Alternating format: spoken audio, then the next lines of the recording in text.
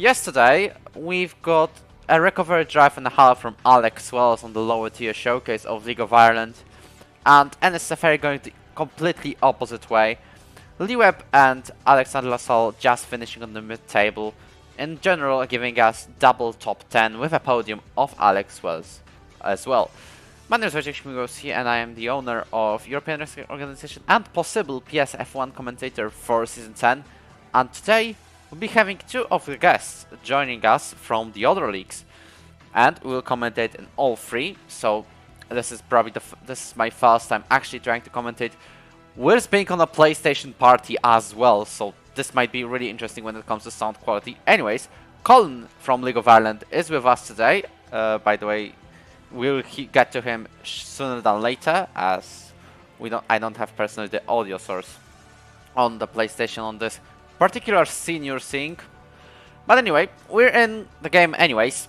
So, and we've started the qualifying, which will be long in this one. It won't be short, it isn't a glitch. And as you can tell, we are definitely having a 16 driver lobby and as well full qualifying. Now they can hear you, Colin, so you can welcome the European Racing Organization's chat. Everybody, and welcome from the European Organization.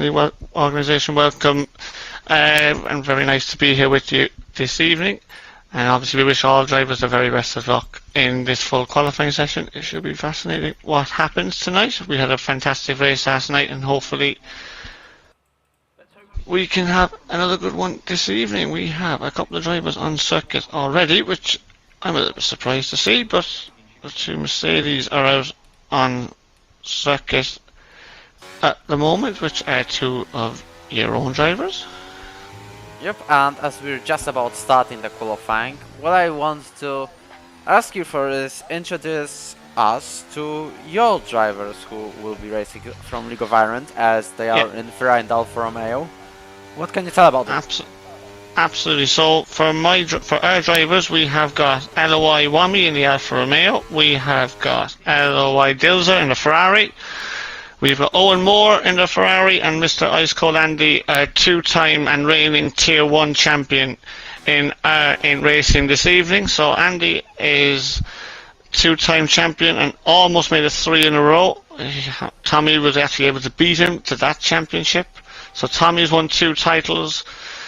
Andy's won 2 titles. Owen is new. Owen is going into a second full season in LOI and is going to be excellent driver. And Dilzer is actually our longest serving Tier 1 driver. He's been in since Season 1 and we are about to start Season 12 next week. So Dilzer's a very experienced driver, but very, very fast driver too. So yeah, that's our 4.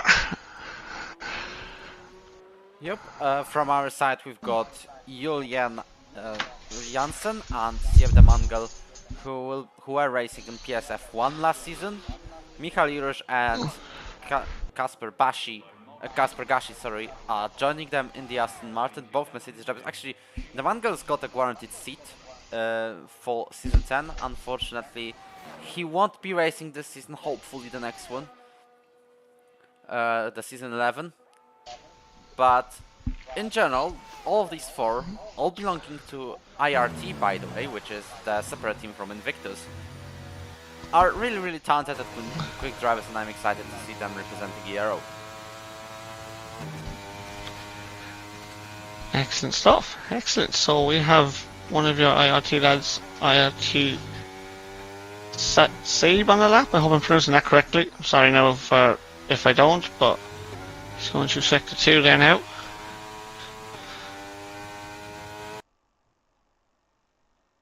And now just one decision left to make. Absolutely flat out for this dry qualifying. Obviously we had a wet one yesterday.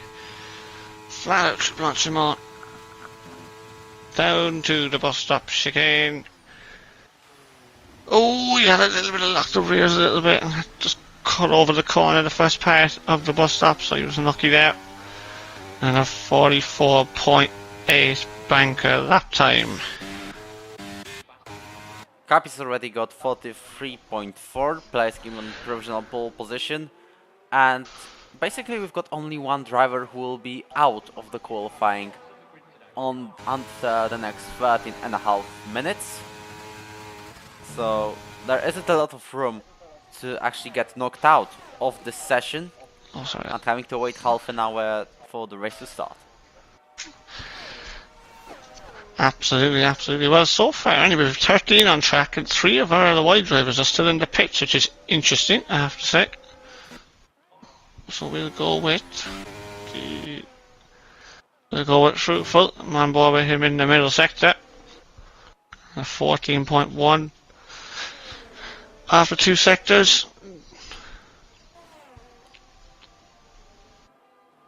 Red Bull is just in front of him. Will probably end up getting out of his way, which they do. Well, one of them does anyway.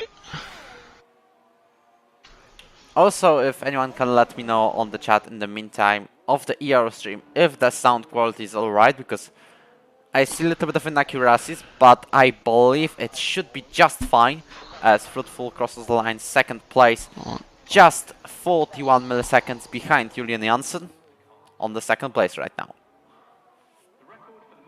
Alpha Tauri, no.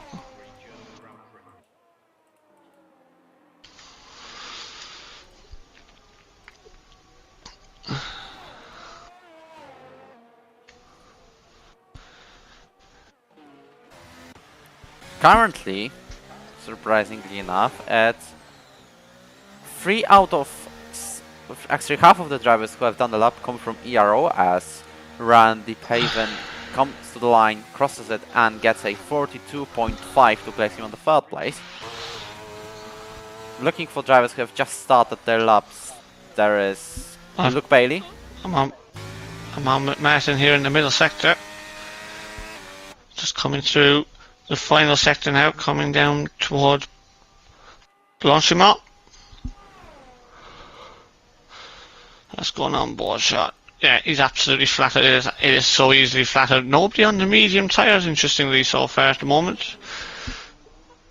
Usually 1 or 2 people might go on the mediums for Q1, but we've an issue down late, and a 43.3 for the Alpine driver. And Owen Moore for LOI has invalidated, so he's not off to the best of starts. And Vaporizer, look at that, 41.6. Very good lap time. Yep, as Can his Red Bull teammate beat that? 41.7, just a tenth behind. So it's a Red Bull 1-2 at the moment. Was an Alpha Tauri going to P7. He costs Saint, we can see that. And is that Luke on a lap? It is. Luke's on a lap in the McLaren.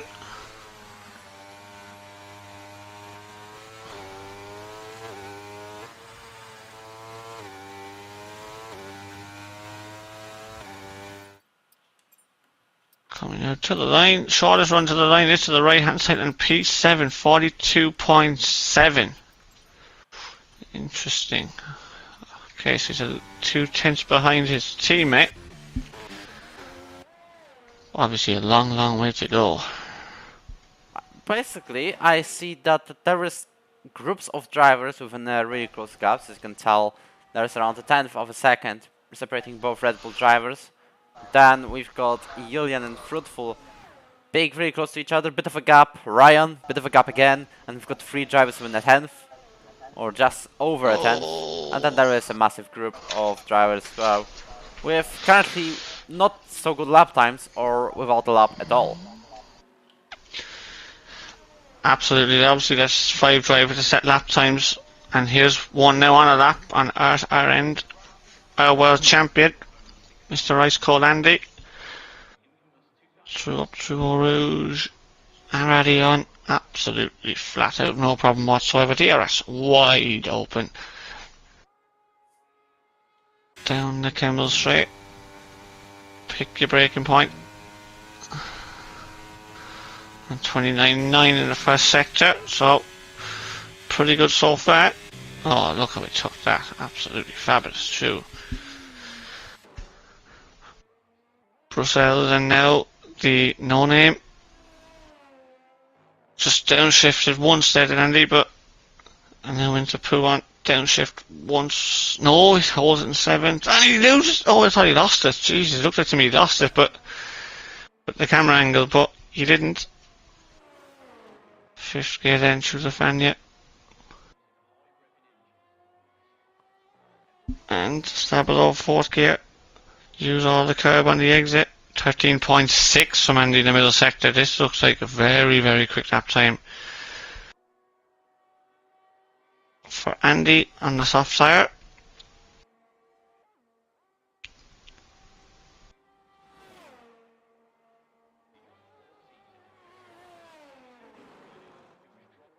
Makes the apex very nice. It's a very nice lap actually, this from Andy.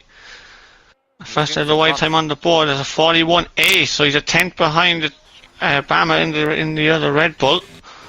What about LOI Wami? What about Tommy? What can he do? He's also going for 41s in all fairness.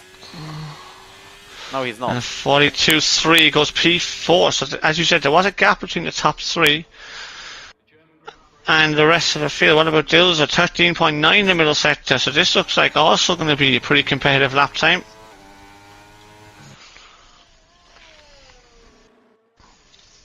I'm following Gashi, IRTKP, who's on a lap, as he's already over 2 tenths up on his lap time in Sector 1, which currently places him in P11. Well, it isn't the greatest qualifying result so far, but we've got 2 more sectors with plenty of corners. Who's gone 4th? That is Dilza from League of Ireland on 42.1.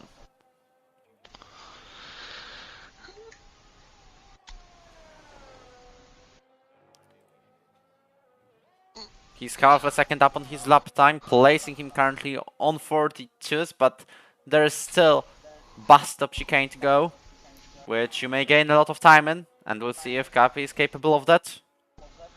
I think he is though, as he's really pushing 100%. Throughout these corners. I believe all of the League of Ireland drivers are on the in laps, as Cappy crosses the line to 42s. 42.8, placing himself on 12, ahead of Martin.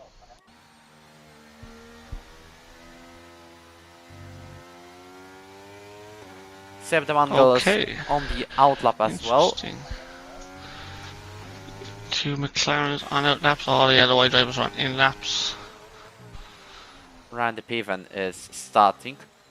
Yeah, let's go with Ryan Shaw together.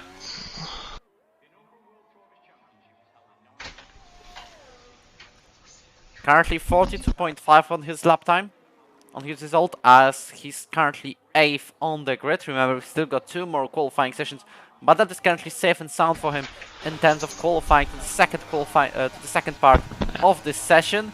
Going through ERO Radion, really dynamic, full throttle throughout the entire section. DRS wide open on the no-name straight. As a fun fact, the Camel is that little right-hander before the DRS, as he's currently 10th up on his lap time, placing him still on 8th. However, we've still got 2 more sectors to go. We could see, for example, with Kaplan Gashi, who's actually Kaplan, not Kasper, sorry for that inconvenience, who's later gone like 17th up and got himself to 42.8. So this process got plenty of track to go, and there's like 4 kilometers left, as Ryan is going really smoothly throughout these corners. I don't think this is a pole position lap time just yet, but he's going really quick throughout all of these corners. Puon now, great exit, 7th gear, almost full throttle throughout the entire section. Stavlo, as we're joining with the right and left hander, 5th gear, full throttle almost, 6th gear into the other right hander, as he's now going flat out with invalidation. However, it was half a second up, which would place him on 4th at the moment at least. Oh, that could be very costly validation, actually. Mightn't be too bad in the end. Like, it depends what the cut-off time is going to be. We don't really have any information what the cut-off time is going to be. Oh, as Michael in the Aston Martin just had a little bit of a laggy moment there. I don't know what that. As keep an eye on later. Bailey, I'm sorry to interrupt you, but he's almost half a second up his lap time, getting himself promoted by 3 or 4 places potentially now. But we've still got bus stop to go. This is a very important, actually crucial corner out of all of these that are around Spa-Francorchamps. The last one, you mess it up or you don't, and you get a perfect lap time. This is one of the types of the corners. You can see clipping the curb twice. Now, not really clipping the last curb on the exit, However, he's crossing the line with a 42.4, just about beating his old teammate to get the 8th place.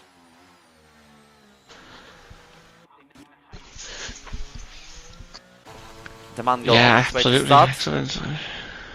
Mikale with 30.0, not really promising. I've seen 29s on the often occasions. And Owen Moore behind is also done a 30.0 in Sector 1. He hasn't gone wide through that corner this time, thankfully.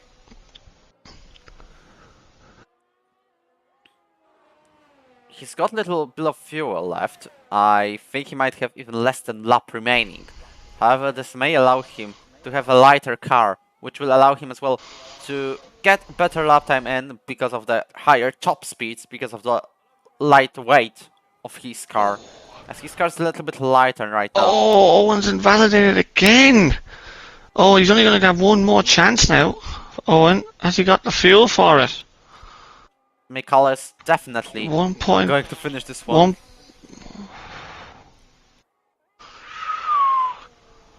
The Mongol just improved by a millisecond in Sector 1, by the way. IRTC Eb. Mikale crossing the line now. And Michal Jurz is going to set a 43.4. 14th place only. However, he should be fine with the qualifications. Remind you that only one driver will get knocked out in the qualifying. And that might be Owen Moore. It could be Owen Moore, yeah. I think he's in a bit of trouble here. Owen's got one last attempt. And he's pretty tight on fuel as well. As Mercedes gets a little bit out of shape in the bus stop, but he still goes 14th with that lap. But now we have to go with Owen here. For comparison, Mikale has got 30.0 into Sector 1. Owen's on 29.9 this time in Sector 1. This will be tight, definitely. It's going to be tight with Owen on fuel. I think he has the pace to get out, but it's going to be very close on fuel. Because he's only got 0.6 of a lap left of fuel, so it's going to be very, very marginal whether he actually makes it to the line or not.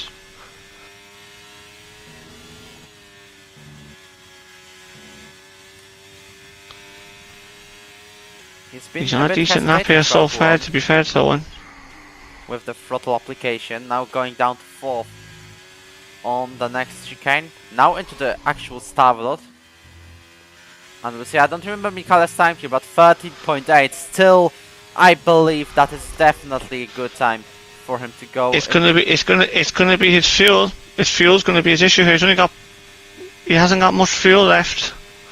How much exactly I cannot tell by. It's 0.01 it's on now, so let's see what happens through the final corner.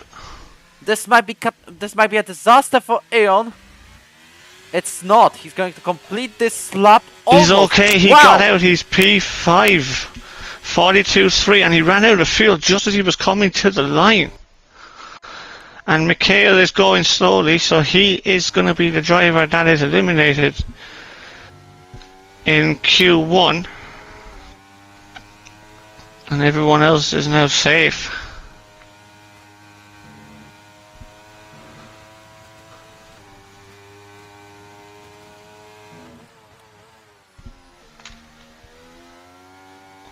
Oh my days, what a session that was. That was only Q1. Yep, and the gap between the pole position, provisional of course, because this isn't real pole position. We've got 3 qualifying sessions. The Absolutely. gap between first and 11, no, even 12 is just a second. And around the track, they Spa, the longest circuit of the year. That's pretty good, to be fair. So, oh, and has Ryan actually retired?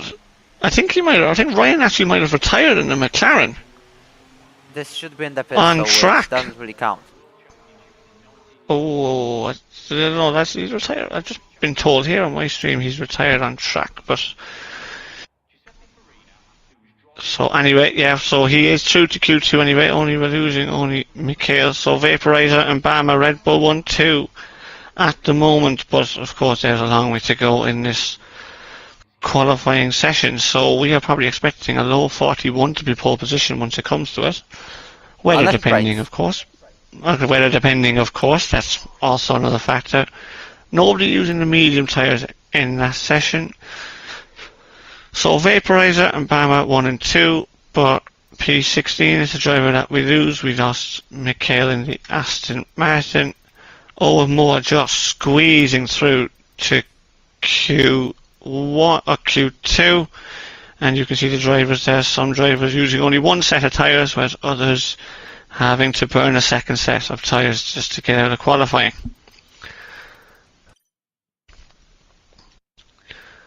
Well, let's see if there were on how many invalidations there were. Actually, half of them belong to Owen Moore.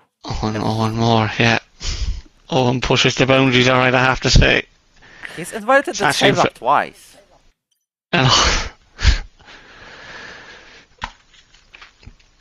Yeah, Owen's now is a little bit on his back foot now, though, because he's after putting 2 laps into each of his first 2 sets of tyres. Oh, hang on a second. That's why we weren't seeing anybody on the medium compound tyre. It is. Oh my days, and it's already into us. It's going to be intermediates then, guys. Oh, we're in for a nice little session here. Ryan having a look at the soft tyres, but it doesn't look like soft tyres to me, I have to say. Yep, Ryan, Bama, and Sainz are the brave ones. And we'll see if they're actually brave or just bold. One of the red was already gone out. It's DRS disabled, there's no DRS is disabled, so it is definitely not Slicks. And he's gone out on Slicks, actually. Bama's still gone out, yeah, he's still gone out, but I think... Yeah, so, yeah, we're just saying that now, chat. Owens have to get it. So basically, I was just going to make the point saying cars using 2 sets of tyres. Okay, we're just going to, just 2 seconds, everybody, on the League of Ireland stream. We're just going to invite the cost commentator here now, and we're just going to see. Using this time to, by the way, say that we've got the contest of speed commentators. Colin just said. Yes. They also want to join this party if that is okay. Oh, but it's absolutely okay. Just need to know who exactly is commentating for them. I think it's. I think it's. There was a card. Sorry, no, just getting it into me here now. It is. Once I get the name up here now. Brilliant as. It is Death Storm, I believe it is. So. I'm watching Bama on his soft tires, and I'm watching him if he can actually keep his car on the track. He's not slower than the guy ahead of him though, but he's on softs as well. We should be watching from the Mangel's perspective though, as this man is on inters, and we'll see the difference in the pace between these 2 sets of tires.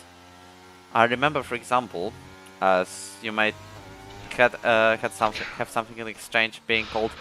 Oh, come on, Stiep, don't go off track. Anyway, thing is, you can tell the stories from League of Ireland as well in the meantime, but I'll start with my own, as we could see the changing conditions right now in here, in Spa-Francorchamps, the League of Ireland event. And this reminds me of PSF Season 6 Brazilian Grand Prix, where the basically weather conditions went the same, from dries to intermediates in like a lap, during the safety car conditions, which personally I can tell it was a success for me because I pitted early enough, and with wing damage though on F1 2021, where if you got wing damage it was a very bad situation for you, even if it was the most minor one of all time. But I still got second, and I was chasing like Nid at that time. Have you got any interesting stories relating to changing weather conditions in your races? From my race as well, I have to say I'm in Tier 1 myself in LOI in League of Ireland, but I'm probably one of the worst in the wet actually. But one of the ones I had actually was around Spa. It was changeable conditions, but it was actually the other way around. It was Inters first, and then on to Slicks. And basically, the intermediates I was so slow, and I got a very lucky safety car, and was managed to be able to come through the field and get get a podium after penalties, which is always handy. And it was actually similar in Austria actually last season as well. We had a race like that, started on slicks, everybody started on the hard tyre because we knew it was going to rain at some stage but didn't know exactly when. And yeah, I managed to sneak a podium out of it, so that was handy for me. That's the best I've ever done in LOI, I have to say. I've never won a race in LOI, and I'm not anywhere close to winning to winning one anytime soon, but that is that. To be honest though, in LOI, and the lads we have here, Tommy's a very, very good driver in the wet, and so is Andy. They win a lot of races. Every time it's wet, they tend to win a lot of races, so they're much better than me anyway, I can tell you that much for certain. Anyway, here comes a lap time. 54 flat. 51.4 for Vaporizer, so the gaps are going to be huge now. Not like we've seen the Q1 as the Mongols having a moment again. It reminded me of Alex LaSalle in the lower tier showcase yesterday, who during the race when it was already enters just looked up so massively that he's basically gone sliding on the bus stop at once.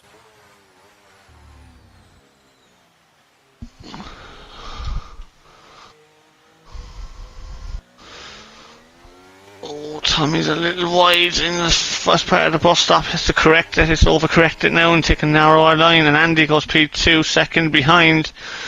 And Tommy's even further behind. I'll tell you what, are the conditions worsening, I wonder?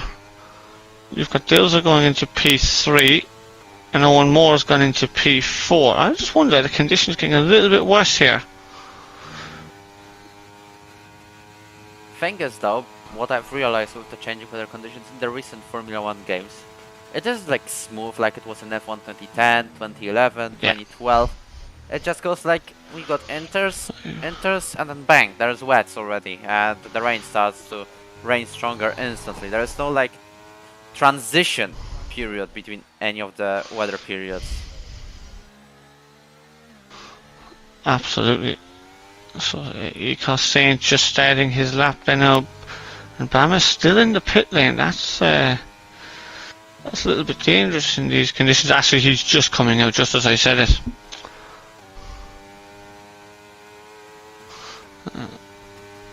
Julian is saving his battery, I want to say. Could be wrong though. No, Julian's on a lap actually, yeah. So we'll go with Julian in the Mercedes and a 22.6 middle sector. No.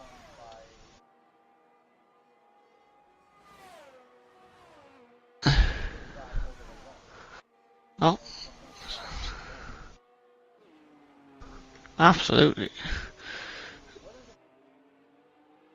Oh, you can't rule anything out in Spa. Absolutely anything could happen in Spa. We all know that. Anyone watching real F1 all knows that too. P7 for Julian then on his first lap of intermediates. Oh, go on.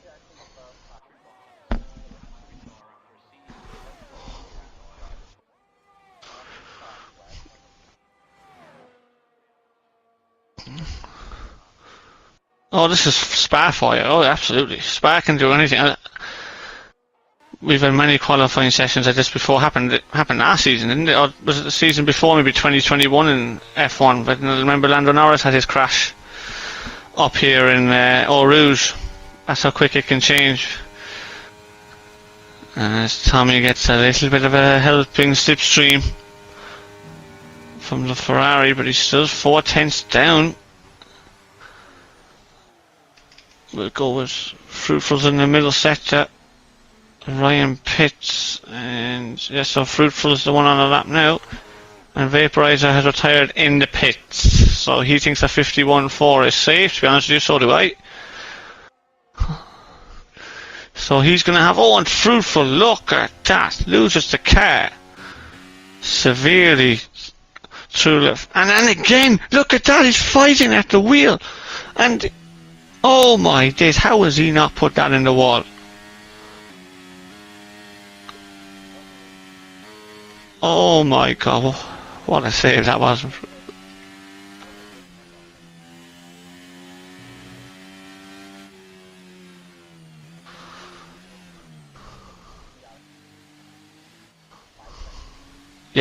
Absolutely remember that.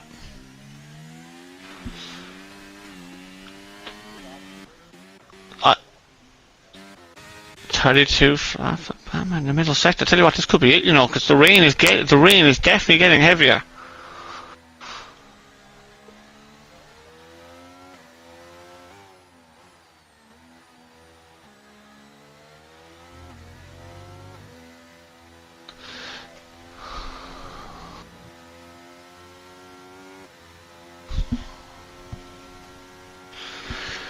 Yeah, at the moment, as fruitful as 2 tenths down in the first sector. He's got a lot of time to make up there.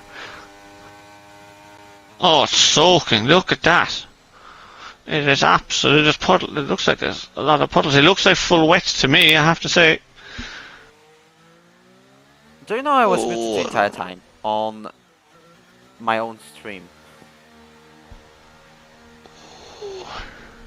Saint has a spin in the final corner and he pits. I wonder, can they show they can't improve?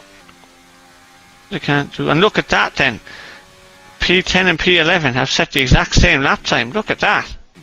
Oh, and Bammer improves on the intermediate. 55.3 for him. So he gets out of.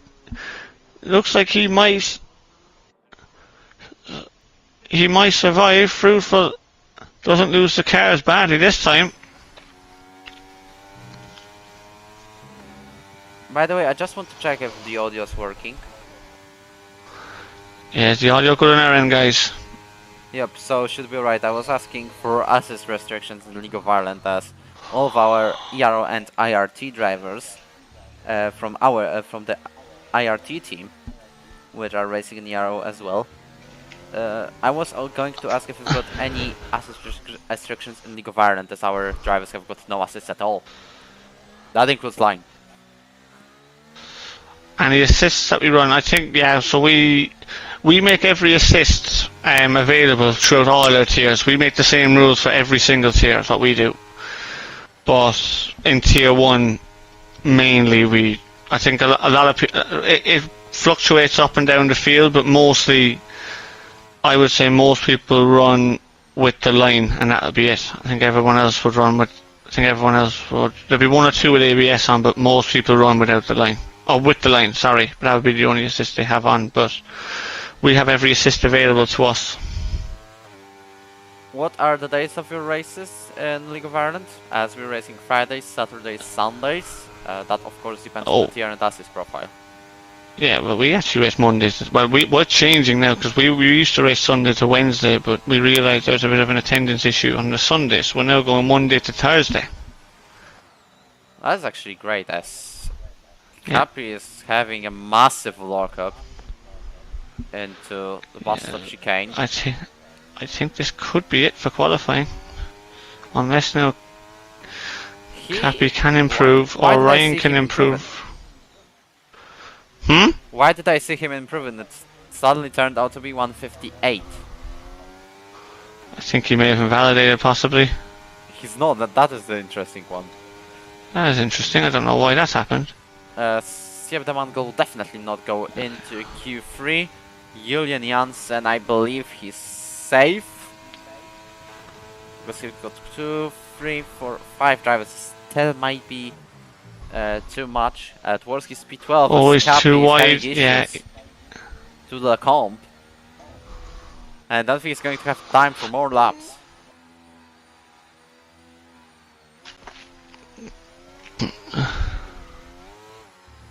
Yeah, you got an invalidation for that lap.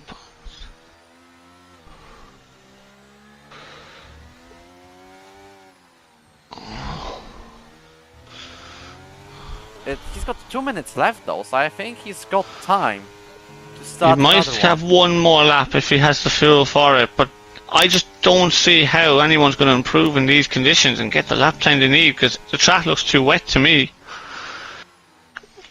I don't think I would improve myself on this. But I wouldn't. He's got the top time of 2 minutes, so he may try.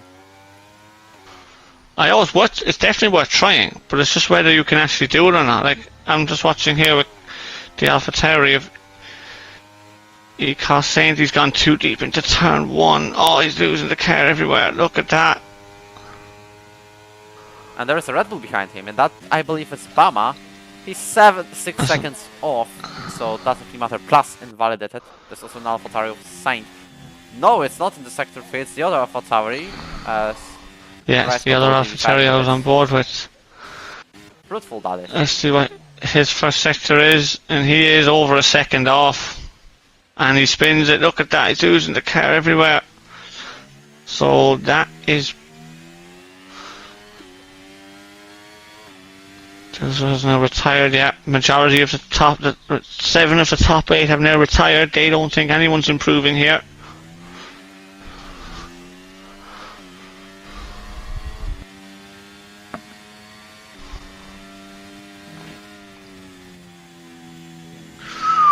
And Fruitful gets through, so we'll go with him for the moment. I think he's the only. He's not the yeah, only one. Cappy is. Yeah, Cappy's 1.5 seconds down. Fruitful is 7/10 down. So we can't yeah, even make no a one's time of improved. under 2 minutes now. That's it, I believe.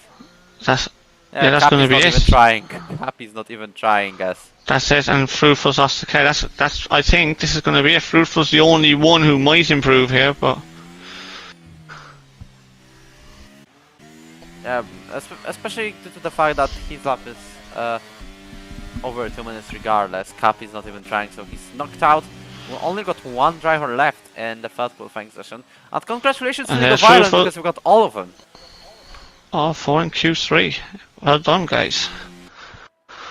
Congratulations to them, but of course qualifying is one thing, the race is another, so there was obviously good grid position for the LOI for this one again, same as yesterday, but as we know around Spa absolutely anything could happen. So we've got 2 from Cos. So what have we got? We've got 2 from Cos, 2 from Invictus and 1 from, actually 3 from Invictus and 1 of us. 3 from IRL, 1 from ERO and 4 from LOI in Q3 as Fruitful has invalidated his lap. And don't really blame Siep for this kind of pace, because he's out of his prime because he switched equipment, as he's told on his Twitter already, so I can tell that regardless. Went from pad to the Fanatec wheel right now.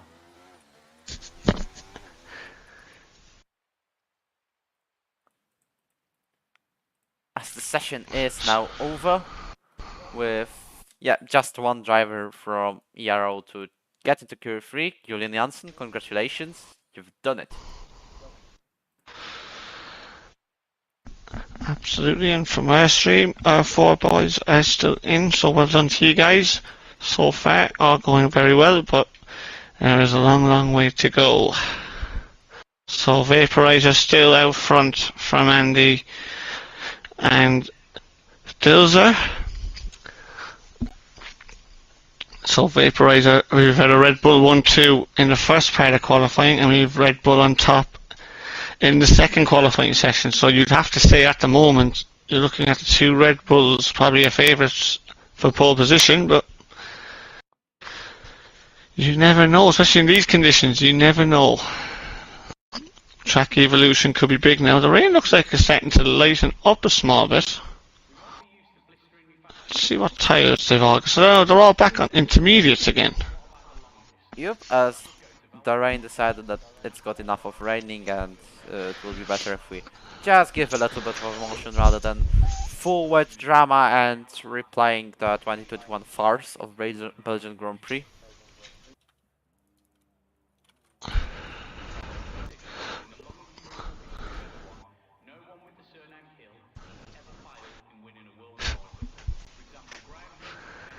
Spider.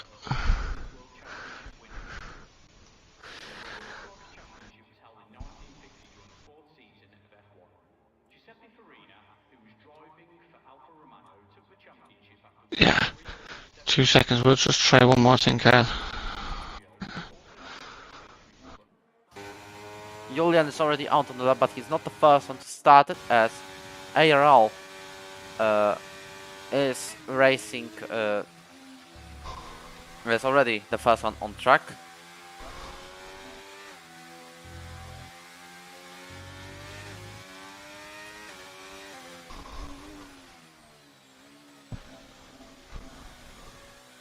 I'll just see if he's joining, but that's his actual account. I'll see what he wants to do, but yeah, ARL first curve on intermediates.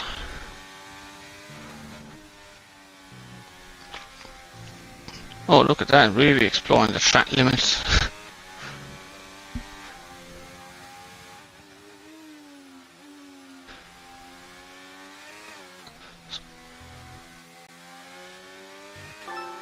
As we've got the third commentator in the same.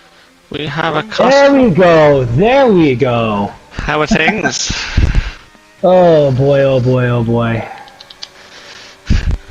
So, yeah, I finally got into a party with the two lads here. Absolutely. About time. I can't. I have it set up. We have it set up on the COS comms account to where I can't see anything on the screen as far as invites. So I have to go out of the menu, and it just creates a broken stream, and I don't like that. So. Fair enough. Well, and now we have an echo. We have another echo, do we? It's on mine. I could. People are hearing an echo on the COS Twitch chat. Okay. As I'm following the drivers in the meantime. And it might be from my end, unfortunately. We'll see what is his benchmark into Sector 1, and I compare it to Julian Janssen, the only ERO driver to reach Q3, as it's 31.8. Watching Julian from comparison, 31.8 for the Alpine driver. How about Julian himself? We'll see about that, as he's going to have 31.7, which makes it a purple sector for him. Bama is the next line in Sector 1. He's getting another 10th up. How about Martin? Is he getting 31.5 all of a sudden? He's not. 0.8 that is. Dulsar is crossing the line for 31.9. Why is this thing the most exciting one in the entire qualifying? I don't even know, because we've got the final lap in like 8 minutes time. But it's Vaporizer who goes for 0.4. Look at purple. Yeah, ARL has made a mistake. Oh, sorry, ARL has made a mistake. Hear the echo. Yeah, I can definitely hear an echo now, so. Yep, as Julian is invalid, unfortunately, Ariel not. So that means he's still got a chance to get the lap down and place a benchmark for this session. It stops echoing when I get out of the game, but that's just weird. As we've got Ariel placing at 53.3 to start this final session of the qualifying, which is definitely going to be an exciting one. As Julian Janssen starts another lap, it may be really close. Do you remember by how much George Russell has missed out on pole position on 21? Yeah, I could hear an echo pretty bad on my end, boys. I'm not gonna be able to hear you guys, and with the echo, I actually could hear it through my headset. Okay. It might be PS4 related too, because it might be a problem. So I do apologize, boys, but it looks like I'm probably gonna be going it alone here. No bother. All right, boys, have a good one. Good luck. Take it easy. We'll see you. Best of luck. See ya. Yes, sir.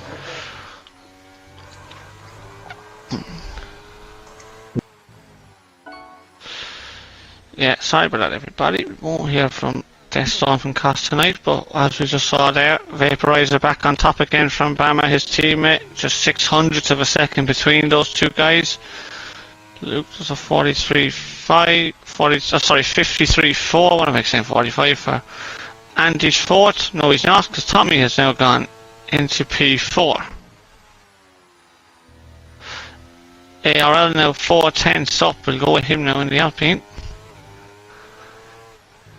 Yeah, he lost the car in the hairpin in the middle sector.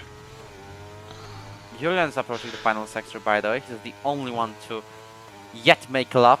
The gaps are huge, though you can tell. We've got 2 drivers on the 51s. Of course, there are Red Bulls. 2 drivers on 52s, League of Ireland, and then the rest on 53s. There's a 53 flat now. She goes ahead of Andy going to P5. Is Julian on a better lap this time? He is. He's on a valid one, thankfully. So what's that thinking he says? It is a 52.3. He goes P3, 4 tenths down. What about Bam? And he goes a 51.4, ups the bar even higher. Still a half second up. And 52.5 is a second down, unfortunately. Martin just started watching the Red Bull Vaporizer, I believe. He's invalidated just starting another run. As there's a Ferrari behind him of Owen Moore. By the way, I cannot butcher this pronunciation anymore. Is Owen good? Just saying Owen. Owen's fine, yeah. Owen. Tommy 10th up to sector 2. That's kind of need to start thinking about, I think. And Andy half second up. But if they complete this lap, will they get around in time to complete one final attempt? Or are they fuel for the session? Let's see what Andy's going to do here now. Andy's fuel for the session, I think, as far as I can see. He goes P6. Tommy's pitted. I bet you that's because he wants a new set of inters for the last run. He's not sure whether he can make it around in time. So he wants a new set of inters for one final run. And ARL invalidates, so he might be doing the same thing. It's pretty tight. I wonder if Julian will go to the pits, the only ERO driver to make it to Q3. He's nearly out of ERs and fuel as well. So if he crosses the line, this was his final run.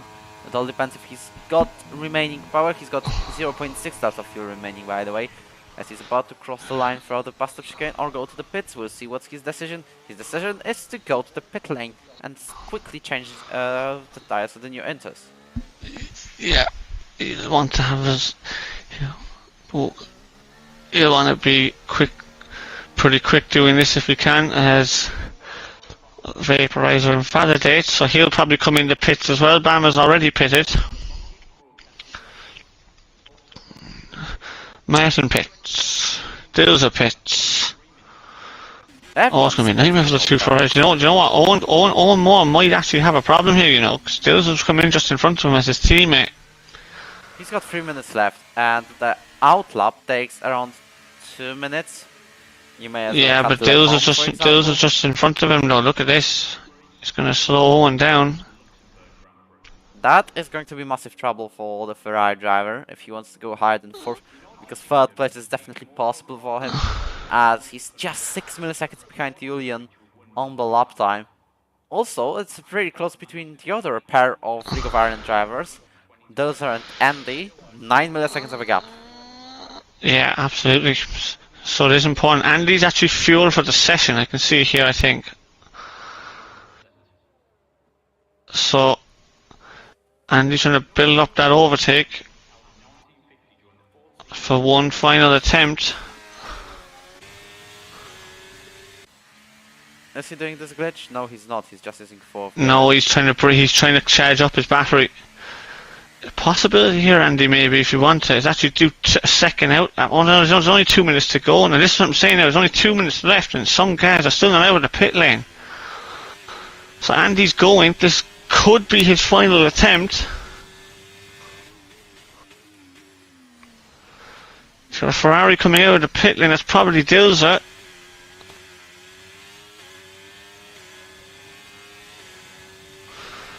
Yes, I'm saying Owen Moore's only just left the pit lane now. Owen Moore and Luke Bailey are not going to make it round. Yep, I believe there is no chance Luke Bailey is not giving. I think they may have made a little bit of a strategic error there. Owen will not make it in time. Andy's 0.02 of a second down in sector 1 on his best. We have a Julian's after having a spin, I think, as he's just sitting on the mini-map here. Mercedes is... And he might be stuck on the curb. No, he's not, thankfully. He's broke his front wing, look at that. Oh, so that's his session over. Unfortunately. Why on the outlet though? How on earth has that happened, unfortunately? We might even have a driver from ERO on 10th with just being the back markers today. Sorry? We just might have a team of back markers today if this continues. And Andy's pulled out, so he's going to try one more attempt. Try and build up that battery again, but he doesn't have much time. So, this is it, the final runs then.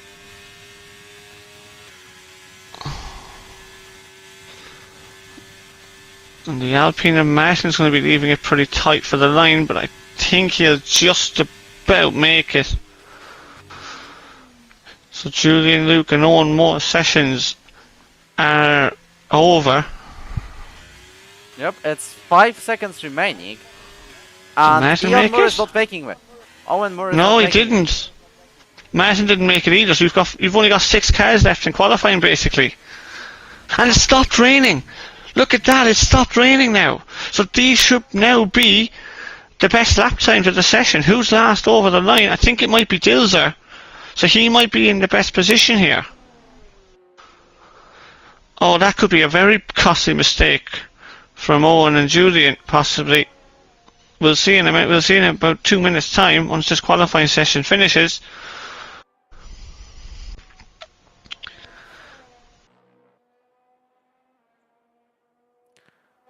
As I'm looking for the drivers who are just about to end their laps, it looks like it's going to be Tommy. And Tommy's 9/10 up.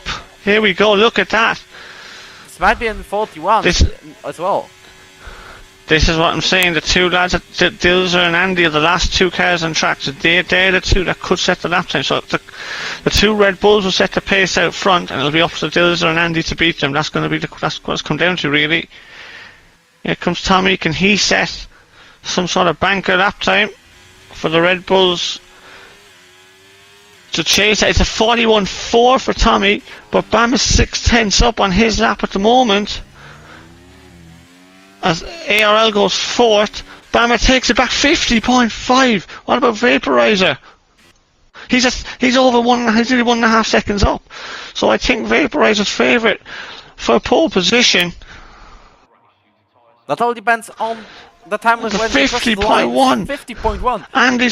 Andy's coming now, and Dilzer. They won't beat him. Andy's 3rd, and Dilzer replaces him in P3. So it's a 3-4-5 for LOI, but it's a Red Bull front row lockout.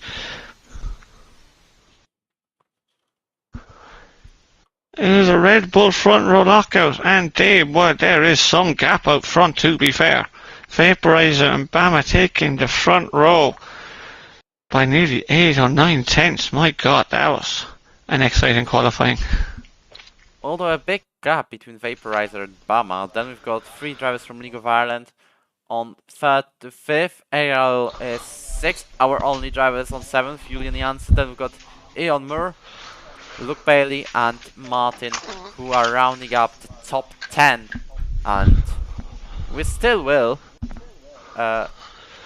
have a dry start, so drivers will be able to pick up any tires, especially considering the fact that the regulations have been changed since the 2021 season. Absolutely, and everyone has got fresher tyres, which is good as well. So only Q1 was dry, so everybody should have a brand new set of the mediums and the hards, and people with a new set of soft tyres as well. So we might see a complete mixture strategy here, which would be very, very interesting. Indeed. So LOI, give us your predictions in the chat, something we always do every race. You give us your top 3 and who you think will be the best LOI place driver. Same question for us, but for ERO driver on the chat. Yeah. Basically translate LOI to ERO and you guessed it. Yeah, that's it. So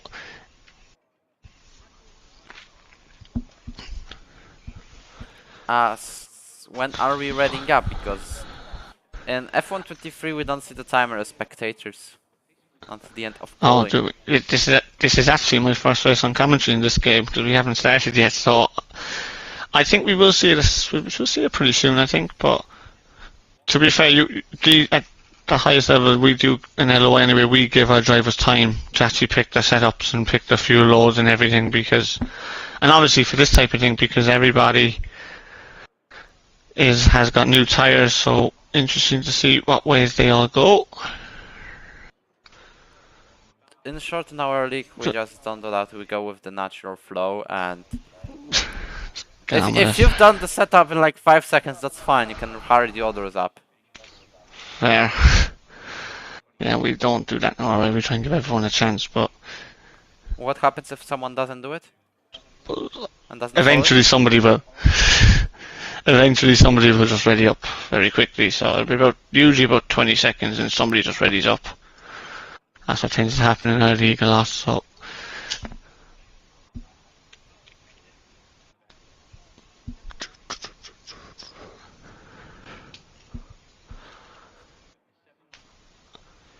Right, so LOI, what do the lads do? So knowing that our boys now, what they'll do, Andy is always one for starting on the hard tyre, and Dills is always one for starting on the mediums. He always tests it in on the softer tyre, and... No, he's not anymore. He does. He is. Yeah, we'll see now what they all decide to do. We just have it here now, so...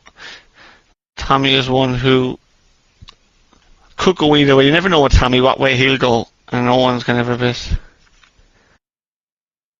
Interesting. I can hear a countdown in my ear, lads, and him, Carl, so...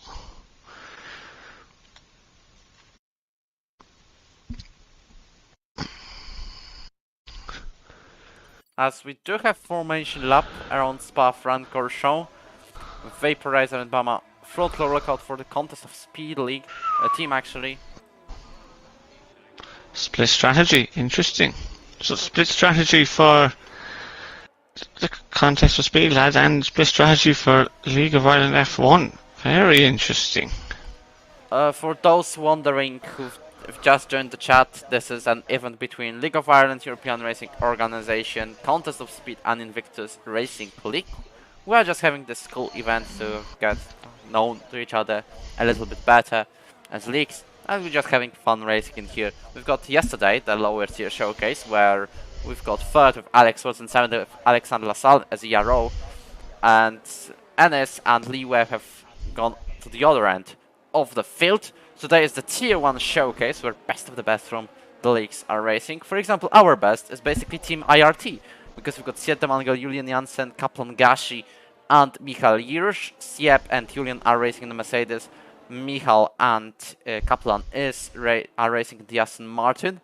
If you're wondering as well, Red Bulls and Alpha Tauris are the Contest of Speed League.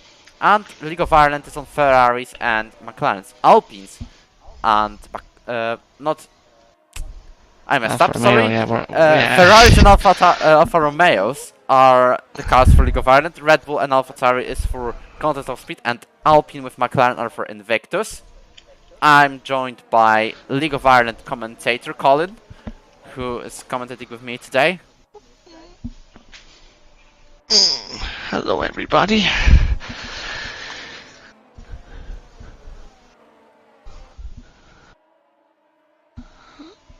We are out front, kind of a slow formation that we're having here. At the moment, we have no predictions in the chat at the moment, which is not very nice. We all want to get involved.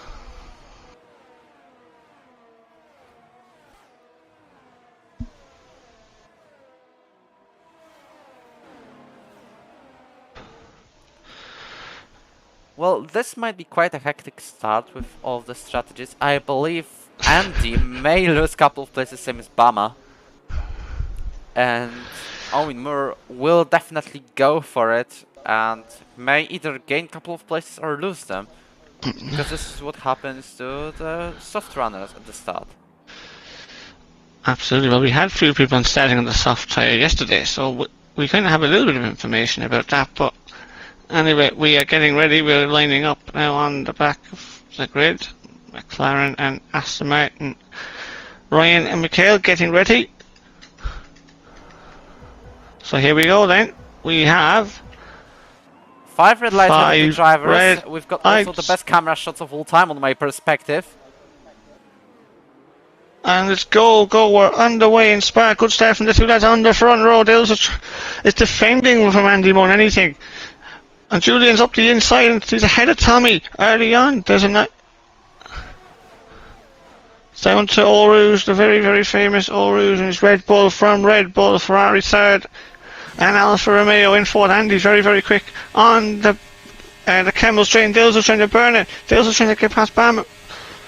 Bama is very quick in a straight line, and there's no way around the outside there, so it's still a Red Bull. 1, 2, so the top four stay in great order.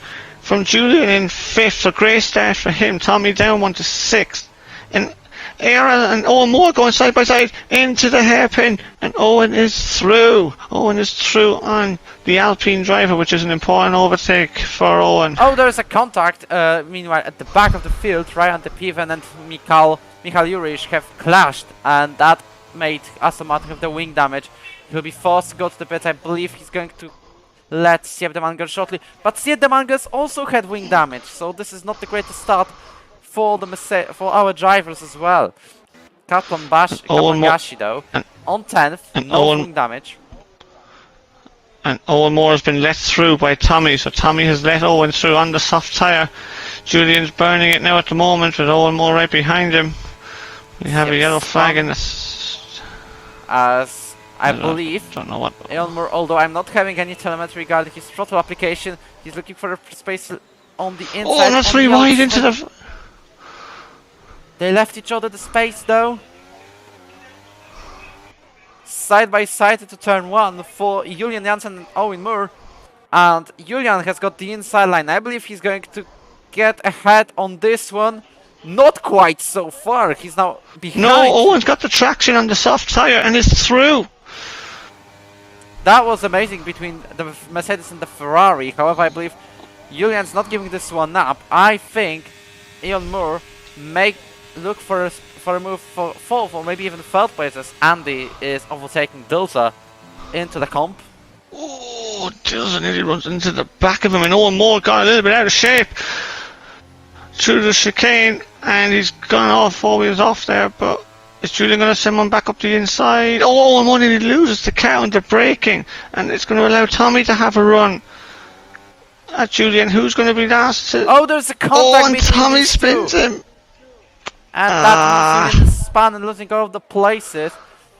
We're getting a really unlucky start as a team, unfortunately. Yeah, terrible start for ERO. Unfortunately for you guys, but long way to go. There'll be, and Cappy already has a 3-second time penalty. So let's go up front to Red Bulls then. Bama holding his own against Vaporizer. And Andy hasn't got much battery left to play with, unfortunately, and Dills has a little bit, but not as much as Andy. So what are they going to do? Are they going to let Owen through, or how are they all going to approach this now? Do you think, though, that the Red Bulls will be fighting each other, or will just keep this secured 1-2 without any fighting along? And Andy is actually losing the DRS, is he? Yeah, he did. So unfortunately Andy's lost the DRS to the front too. And I think Owen Moore's going to make another overtake here. And through he goes. And Dilser, and is Andy actually going to... No, Andy isn't getting out of the way for Owen. I thought he might have been by that reaction, by what he was doing there, but...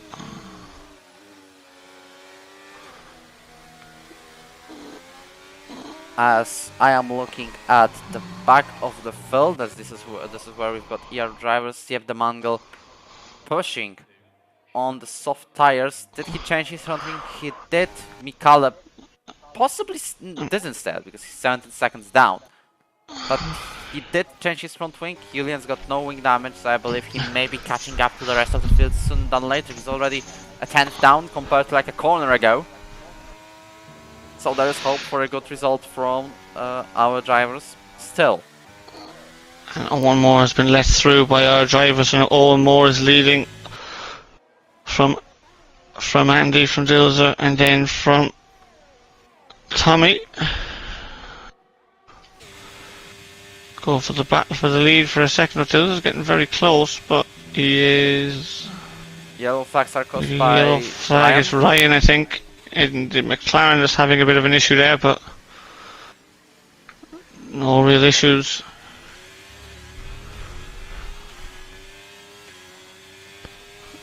So the two Red Bulls leading by over 2 seconds from Owen, so now we're going to have to really see what pace Owen has now.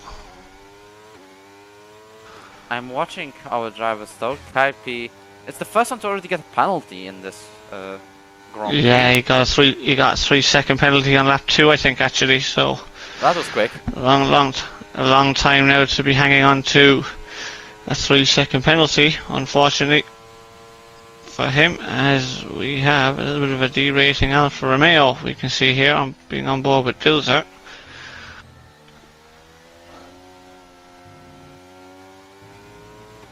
As Red Bulls are basically just gone away. There is a near spin from ERO on the 8th place.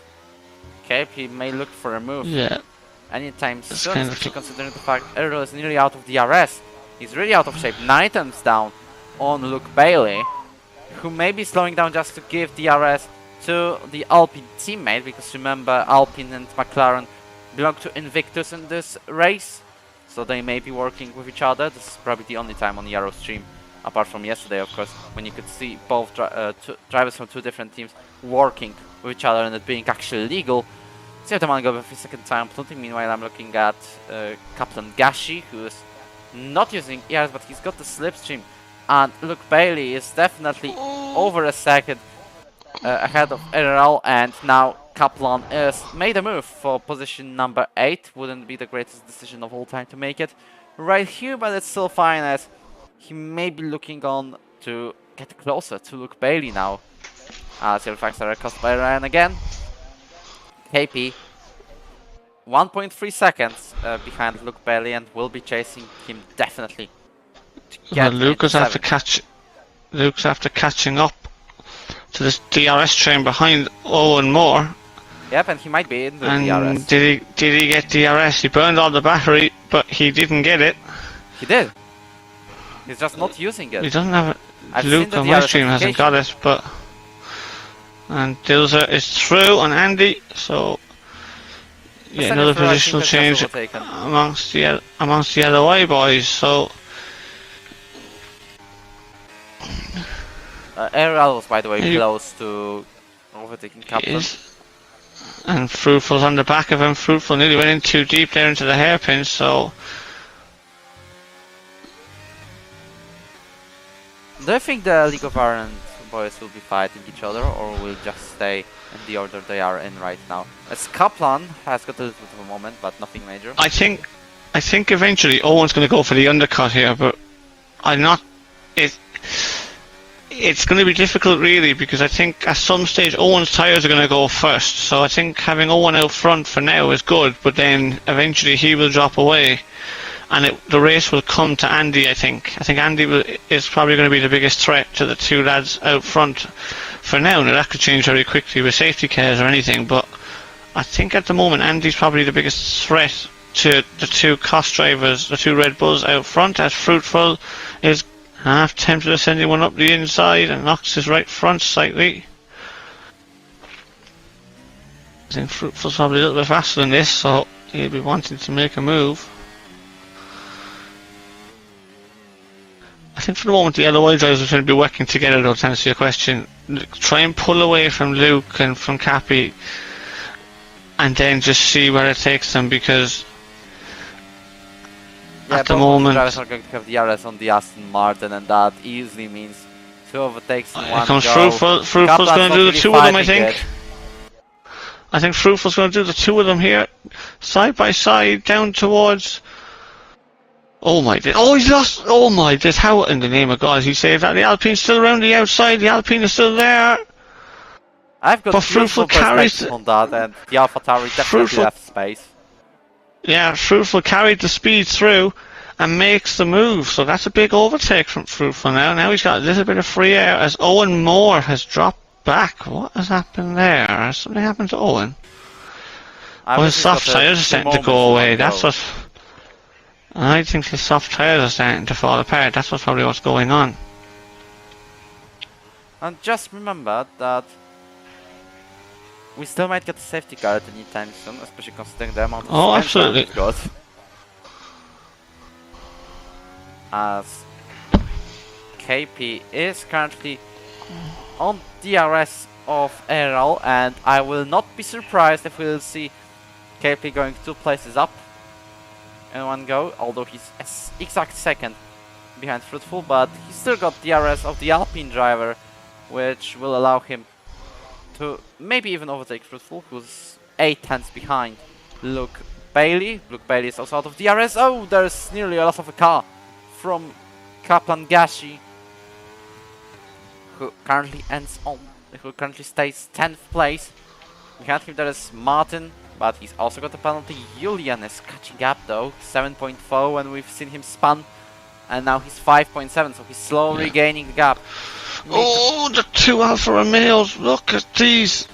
Tommy and Andy nearly crashing into each other there, but there's nothing just major about getting away with it.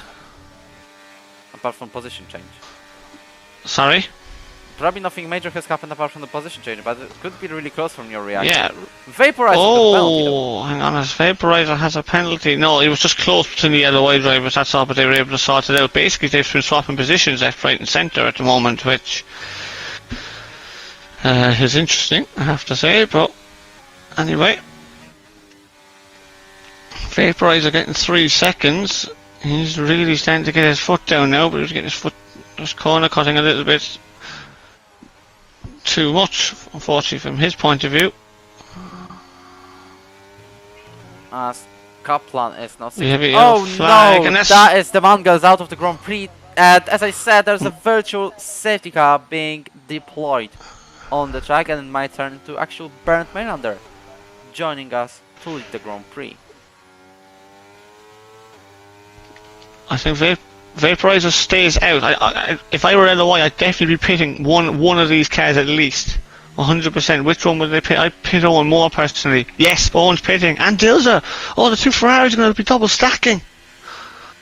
And Owen didn't really think of it, didn't really slow down to let. And Luke Bailey pits as well. He could be in front of Dilzer's on the hard tyre. I think Owen might lose out a little bit here. Yeah, he has. He's behind Luke now. Is Owen. So Owen has lost the position there to Luke, but they've had a... And Ryan gets a drive through under the VSC. So we're back underway again. He was the only one to get a drive through, and Andy was quicker on the VSC restart, and he's through on Tommy. Oh, and Owen has actually blasted straight past Luke Bailey. I think Owen just... Owen wasn't hanging around there, so Owen's got the move done. So realistically, he's actually lost no position. So, interesting strategy call there from the 2 Red Bulls. Both of them staying out.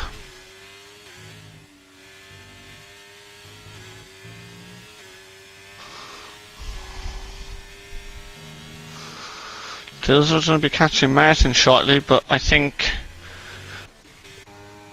Luke Bailey is in the DRS of Owen, by the way. So this double flag...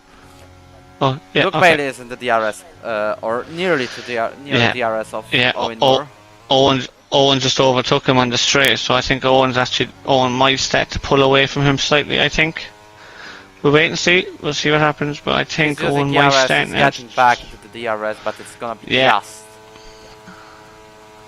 Yeah, it's gonna be really just because it's like 8. Yeah, he's back in the DRS zone again now. Fruitful is starting to close the gap, so Fruitful did take that opportunity to pit as well, as did ARL, as the Cappy, and as the Julian. So quite a few cars actually taking an opportunity to pit under the virtual safety car there. Dilzer's already caught up to Martin. We have a yellow flag. That is Ecos Saint, I believe.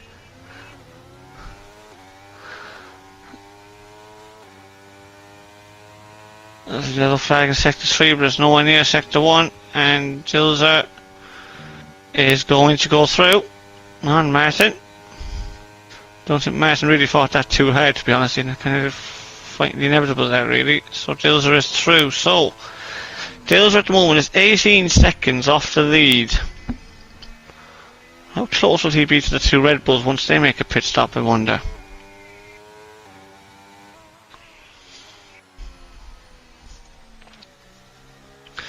And the two Alfa Romeos are lying astern. Oh, Tommy nearly losing it on the curb in the Fania. That is not what we're going to be doing. They've got a massive gap to Dozer though, so I believe there is a chance these two drivers maybe having let up the fight, but they'll be losing time on that, unless Dozer actually makes a decent job of blocking Martin, allowing the Alfa Romeos to save a little bit of time. I think Martin's not who they're racing with. I think Martin has to pit anyway, so I don't think the Alfa Romeos are realistically racing Martin. I think the one they're realistically racing is Fruitful and Luke Bailey, I think. And maybe ARL, I think, is that who they're kind of looking at now at the moment. There's a car in the pits there. I think it might have been a McLaren. And Andy might have actually caught a bit of a break here. Oh no, he hasn't, because the McLaren is a little bit further up the road. Tommy burning the battery. Owen has passed Martin. There we are. Now Martin may have the DRS, but Moore just takes off out of turn one. Tommy makes a move on Andy. Off he goes, and Tommy is through on Andy.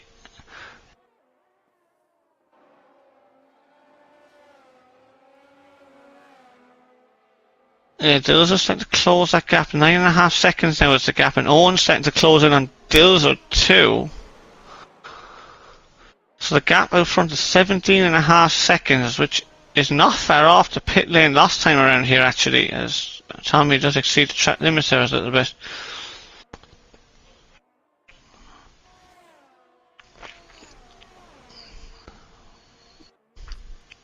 I've also got the comment that the ARL, the Alpine drivers, the GOAT from Joseph Hearn from Invictus.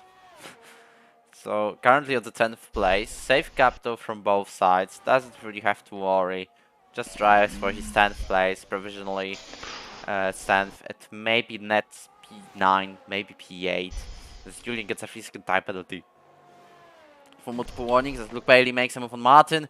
Martin's definitely losing these tires now. Fruitful is now right behind him, and this is really close between these two drivers for position number 8. As although Martin's on mediums, he wants to do a great job for his Alpine teammate in order to restore a bit of a gap, but it might be ending shortly as Fruitful goes down the inside. May have locked up a little bit there, definitely overshot the braking, but he still got the job done, and Martin will not be getting any DRS.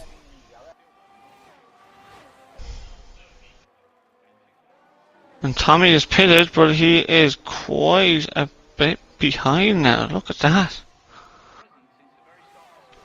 Yeah, he's just in front of... Oh no, he's just behind ARL. Oh my... Oh. Who nearly had contact. Tommy actually now will have the DRS open, I think. Up this straight, he will. And he should be past him here, and he is. So Tommy is by.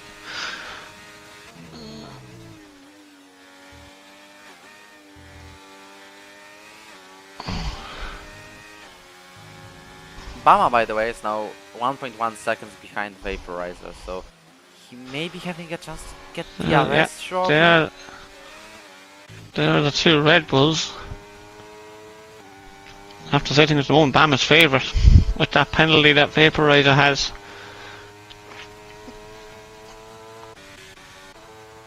Following throughout the rest of the field, though, this might actually get a bit interesting between these two Red Bull drivers. Although Vaporizer's got a penalty, we might see something going on track, because Bama will definitely want to get the win on track as well. We don't really have real stewarding apart from just drive cleanly and don't do any stupid incidents. Absolutely. But I believe Bama will still try and get to win on track just in case. Oh, absolutely. You always want to win it on track. And he's closing in a little bit here now. Oh, he just has to lift a little bit of understeer through Eau Rouge, which allowed Vaporizer just to get away a little bit. And he is too far behind him, so we're going to have to wait another lap before we see two Red Bulls battling again. Back to Luke Bailey here. Luke's after closing the gap to Fruitful.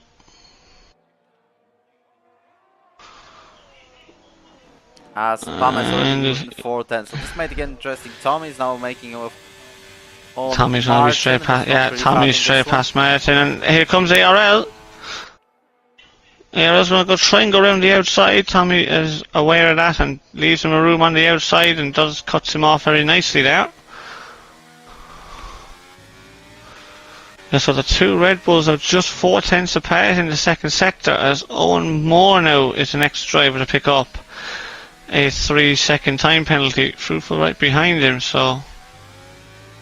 Yeah, just 4/10 if it ended right now. This could be really close. I'm watching Bama and Vaporizer, two Red Bull drivers dueling for the win around here. Currently no position changes, but I think it's coming sooner than later, and we may see a DRS pass from Bama on the longest straight, as Bama is actually within 4/10 now using DRS, so he may even go down the inside into turn 1. I don't think so, it's a bit too far, it's like a 10th too far to even think of it. As no, he'll want the DRS down here now. He got a little. He wants the DRS. The detection line is right here. I just crossed it, and now the Red Bull picks up the slipstream of Bama. Now he should be straight past him here. DRS open. Vaporizer's not and using any through RS, so he goes. overtake. It's a pretty straightforward overtake there from Bama, and he overtakes Vaporizer for the lead. Martin's into the pits for soft.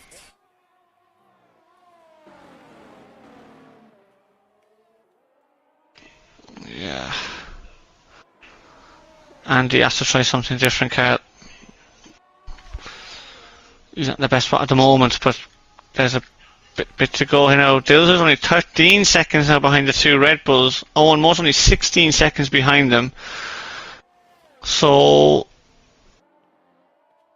surely won't be long before Vaporizer pits. The thing is, Vaporizer's going to be on the soft tyre probably, because remember they all had it was wet for Q2 and Q3, so everybody has new tyres available to them and plenty of them. So interesting to see here. Vaporizer's starting to come back now, and his teammate.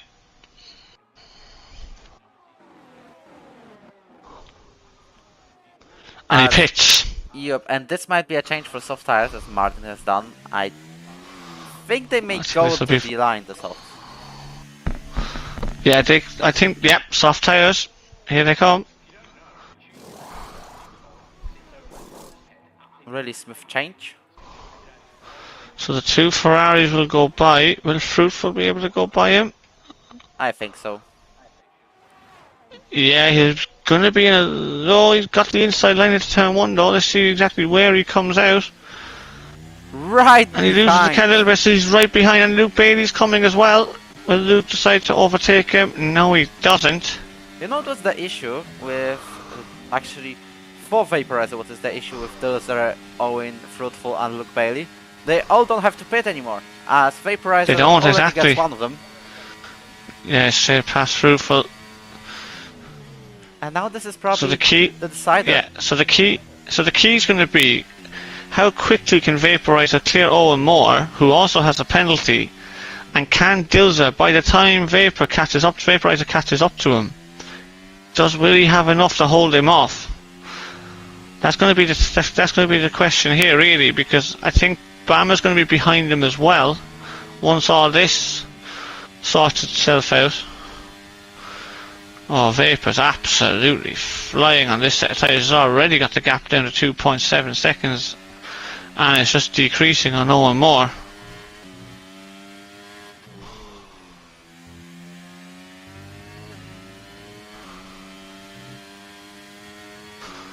I think Bama may have to respond to this, and he does. He's coming in the pits.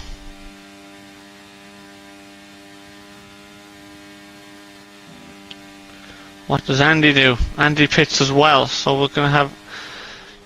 Those are going to be taking the lead for the moment. Bama where's Bama? Third, fourth.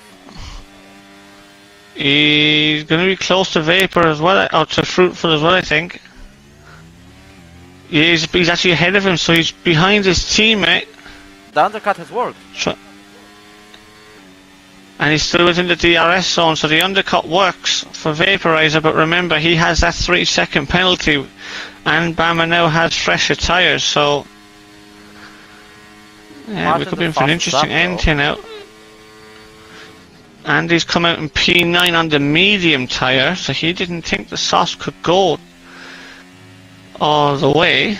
It's an interesting strategy call, that. I think that Lilzer's got the biggest chance to win now. No penalty. I still think it's Bama personally.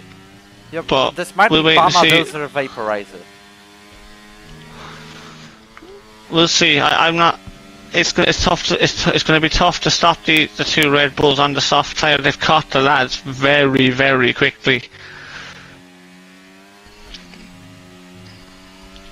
Oh, Vaporizer runs very wide there through the second part of Lefania, and Owen Moore runs very wide then through the first part of Stavilo.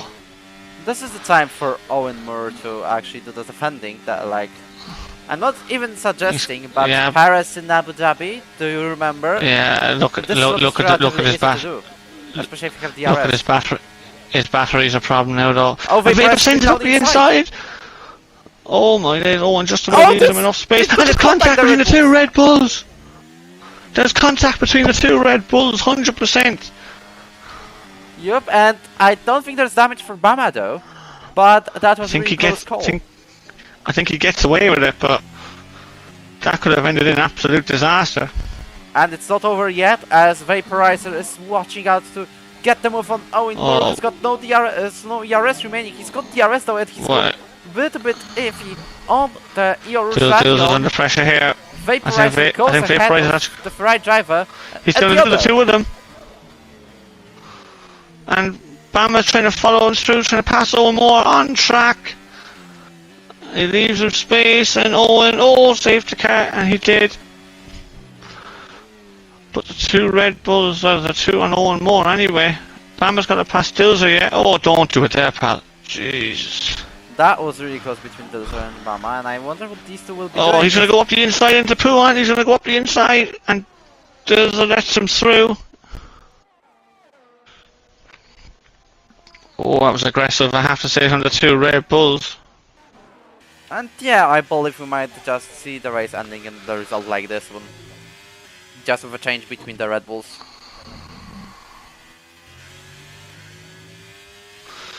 And there you go, Bama's in the DRS zone of his teammate, and Dilzer is out of the DRS zone of the two guys now, so I think we're going to be going back to normality here. Fruitful is being caught by Tommy. Here comes Owen Moore.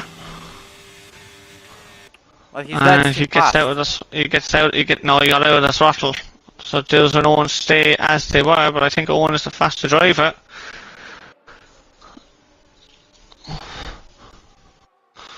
Yeah, I think we're going to have a Ferrari swap here in a second up the back straight. I'll stay with the two Ferraris for a second. And Bama's going to go for the lead here on Vaporizer. Are they going to fight on track? No, Bama's just going to go straight through. Vaporizer doesn't fight with the ERS, he saves it. Moore also goes for a move on Dilzer, and he goes. And Owen goes past Dilzer, and Andy picks up a 3-second penalty at the top of Radion, which could be very costly indeed, actually.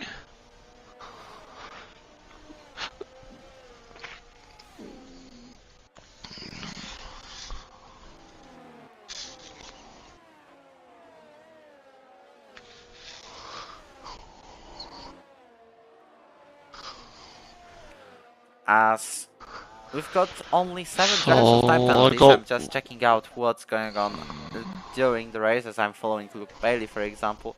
Just driving around Spa-Francorchamps, chilling on position number 7. not really a perspective to get into the DRS of Tommy, as he's especially considering the fact that he's got all the hearts. Now him, although it's getting really close. Dilza out of DRS on Owen Moore. He's burning ERS though to get within that He's going to DRS be back again. in it. Only one DNF Right. of Steve the Mongol. The gap between the leader and the last place is 1 minute 40 seconds, by the way, so we might see Ryan being lapped, especially considering the fact that both Red Bulls are unsolved. But in overall, I believe that first to 11th, 21 seconds is a pretty close gap. And it's going to be larger with the time because of the soft runners on the top. I think it might be a bit larger by the end, but we'll see. What is? Oh, geez, man, Vaporizer getting a little bit out of shape. That's true. The bottom of Eau Rouge. DRS open, trying to burn the battery a little bit, but gets absolutely nowhere. Fruitful, by the way, having a great race so far, 9 places up. Yeah, he took advantage of the virtual safety car, didn't he, if I remember. Tommy's kind of 1.5 seconds sticking there behind him. And Andy is starting to catch Luke now. Unfortunately for Andy, he's caught him in the worst place he could catch him, which is just at the start of the second sector.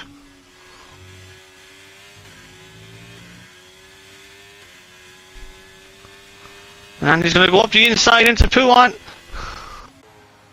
And Luke lets him through. He tries a little bit wide himself there, so Andy is through on Luke. Now I wonder, are we going to have a little bit of team orders again? Oh, as Andy gets a little bit of shape there through the fan.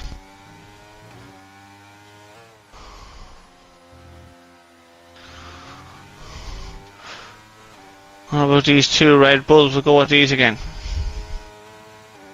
And same applies for the Ferrari. Stilzer is definitely back within the DRS of Moore, who also is nearly out of ERS. He's got like 20%, which is not a lot, just maybe for a bit of defending on the main straight, on the, you call it camel straight, that's it. Yeah. Dilzer tends to run a very fast car in a straight line. He's always like that when he's racing in Tier 1. Owen tends to be quicker in the corners, which is kind of making a bit of sense here for me, I think, as again Vaporizer under McLaren actually gets out of the way for both for the two leaders. What this is also doing is allowing Vaporizer to pull away from Owen Moore and Dilzer, more importantly from their point of view in terms of penalties, because they both have a 3-second penalty.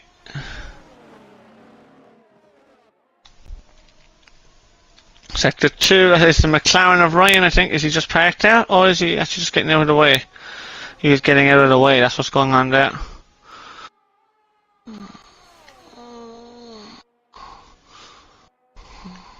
Both Red Bulls really close to each other, and it's only 3 laps remaining. These two know that they are getting a 1-2 unless something between them happens, which basically means, oh, by the way, Julian's overtaken Kaplan Gashi for the 10th place, as we're talking about the ERO team racing today. But both Red Bulls know that it takes 1 Bamas penalty to go all in this race, as we actually can check the race director now, as nothing will happen, I believe. Not view profile, we're going view lap times, and basically Bamas got 1 warning, so I don't think he's getting a penalty anytime soon. No. Half a second of a gap though. Vaporizer has the pace to get 3 seconds, not maybe in the space of 3 laps, something major must have happened in order for this to be possible. However, I think that these two will definitely go for the win on track and will not care about the penalty for Vaporizer. Vaporizer will definitely go for it just to have it, just to be ahead of his Contest of Speed teammate. Contest of Speed like to get 1 to 5, and League of Ireland 3, 4, 6, 7. And the Vetters are going to finish in 3rd with 8th, 9th, 12th and 15th, and us, although we've got a chance in lower tier showcase, for example, not really great so far. 10th, 11th, 13th and DNF. The only DNF kept the Mango. Did you know there was 1 DNF on the previous race too? There was actually, yeah. And it So might it's have been clean had racing. a session before the line, but he counts. Yeah, it's been very clean for the whole, actually for both races, to be fair. As Tommy's overtaking Andy again, which doesn't make much sense to me, that, I have to say, from an LOI point of view.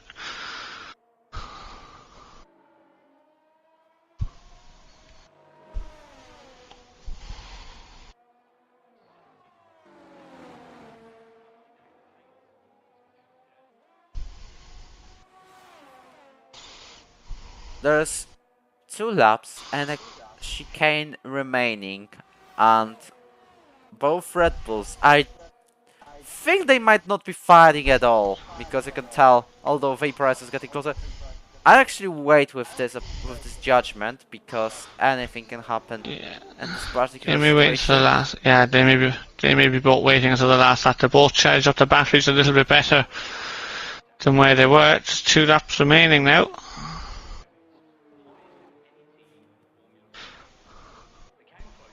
As Bama's definitely using a bit of ERS to get away. 7 tenths up. Nearly 7 tenths up. Now 7 tenths up. It should be safe for him to stay ahead of Vaporizer. Yeah, I think he'll be. Place. Yeah, he'll be absolutely fine at the moment. What about Dilzer? No, he hasn't got the battery now. Owen's got more battery than Dilzer does. Owen should be fine, I think. And Andy's going to be straight past Tommy again. And Fruitful's derating ahead of them, so Andy might have one last shot at trying to overtake Fruitful, but obviously with that penalty he'll probably lose as Vaporizer gets another penalty. That means So it's that's definitely 6 seconds over. now. So yeah, the fight is definitely over now. Bam is probably going to win this, so as long as Vaporizer doesn't trip over him, he should be absolutely fine from the cars behind him.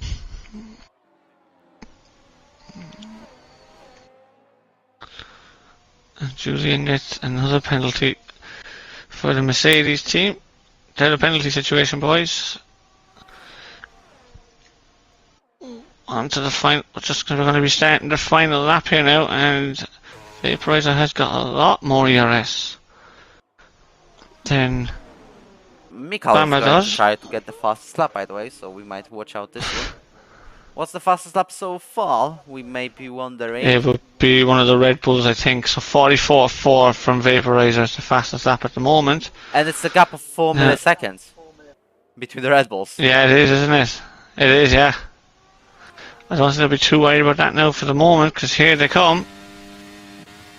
It is the last lap of the Belgian Grand Prix. I don't think we're having lots of drama this time, as although Vaporizer may be going for an overtake on track, he's not winning this one, as he's got a 6-second time penalty for multiple warnings. He's not almost going down to the side.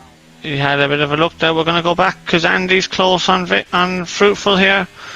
Fruitful's burning the battery, but Andy is going to go through and take the position on track. Andy's got 3 seconds, of course, so he may well lose that afterwards, but it's still good to get another overtake done on the circuit, so we're still going to go with the 2 Red Bulls here, though.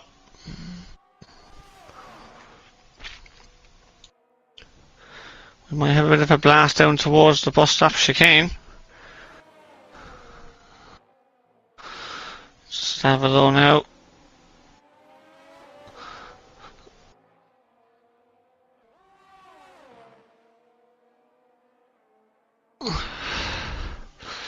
And he's derating there as Bama, so I think Vaporizer might actually have a bit of a run at him here. And he goes round the outside. He's actually going to do it on track. I think the 2 Red Bulls are actually side by side going into the final corner. And I think Bama's And winning they leave each anyway. other. And they left each other plenty space. They left each other plenty space. Bama takes the checker flag, wins the Tier 1 showcase race for Vaporizer's coming home in P2. Owen Moore nearly pulling a gap on Dilzer, but it will be Dilzer holding off his teammate for the podium. Andy pulled away big style from Fruitful actually, but it's going to lose 2 positions to Fruitful and Tommy. Luke Andy Bailey 7th. and ERO are fighting in. Oh, I don't think they have some lap McLaren, isn't it? Yeah, it's the lap McLaren who does a 42.9 How would as we the call it? fastest lap Because of we the know race. that Kaplan Gashi is finishing 10th, last point Spain position in real Formula 1. Michal Jurush is the last one who may try to go for the fast lap. I see if Sainz is on the new socks as well. He's not. He's on old hard, so he's not fighting for it. Michal Jurush throughout Blanchimont really shortly, as this is the last time we'll see him on the track. As well as all of the drivers, it's a 1-2 for contest of speed, 3, 4, 6, 7 for the Ferraris. It's Julian. He's finished already. Oh, he's retired, is he? How's that? I have no idea what's happened there. He counts as 11th in my opinion, but Michal. Yeah, he's P11. I think that's probably just a glitch after the check. Do you know what? It's probably just a glitch after the checkered flag. We had that before. So that is that. So congratulations to Contest of Speed, a 1-2 for those guys, and congratulations to the LOI boys getting a 3, 4, 6, 7. And obviously well done to Fruitful finishing P5, so the top 7 consists of Contest of Speed and League of Ireland F1. Luke finishing 8th, AR 9th, Cappy in 10th, Martin 11th, Mikhail in 12th, Ecos Saint 13th, Julian 14th, Ryan 15th, and we lost IRT Siep early in the race, which caused a virtual safety car.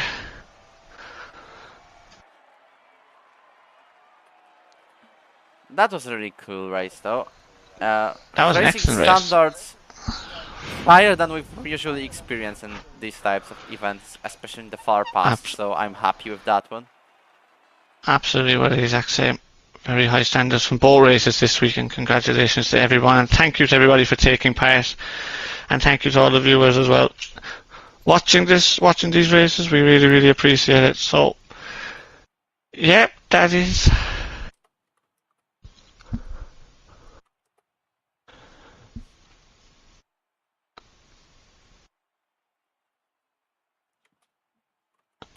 As a reminder, Bama, with a time of under 40 minutes, has won this Tier 1 showcase. Vaporizer is on the second, and we've got 4 League of Ireland drivers separated by Fruitful.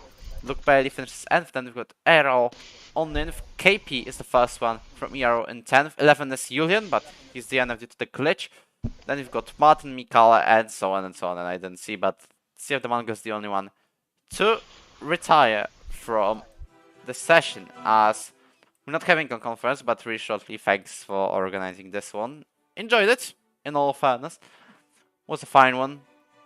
As give me a second, because we need to get man in. There we go. As yeah, in general, thank you for participating, thank you for watching. If you enjoyed, you may click the like button and subscribe to the channel for more races. Tomorrow we're having a debut drivers race in the amateur category, which is basically us is allowed. It is the last day to actually sign up to this one, so get involved. Sunday is for the drivers who at most use the racing line, and then we end the sign-ups. Great placements in a week's time. I'm actually excited for this one. We're almost getting 200 drivers already. If you're listening to this, anyone from League of Ireland or Contest of Speed or Invictus, you may get involved as well. The link to our Discord server is in the description. Thanks for the IRT team for getting the drivers to drive in this event. Same for Ennis, Alex Wells, Lee Webb, and Alexander LaSalle. Alexander LaSalle being, by the way, the new signing for ERO team. So we welcome him on board. As yeah, I believe that's it for this event.